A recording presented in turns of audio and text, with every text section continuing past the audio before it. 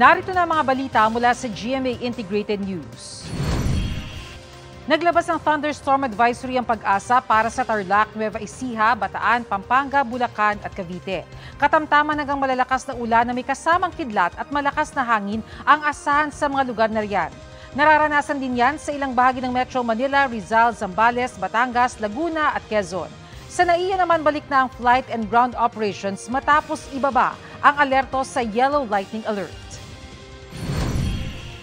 Narito naman ang iba pang balitang binabantayan ng GMA Integrated News. Surprise drug test isinagawa sa mga top-level official ng PNP. Sa GMA News Online liquor ban sa loob ng 500-meter radius ng UST at San Beda University, ipatutupad ng Manila LGU sa ilang piling araw para sa 2023 bar exams. At mamaya sa 24 oras weekend, 2 warehouse na mga smuggled umanong bigas sinalakan ng Bureau of Customs sa Cavite at Las Piñas. Para sa mas malaking misyon at mas malawak na paglilingkod sa bayan, ako po si Bernadette Reyes ng GMA Integrated News, ang News Authority ng Pilipino.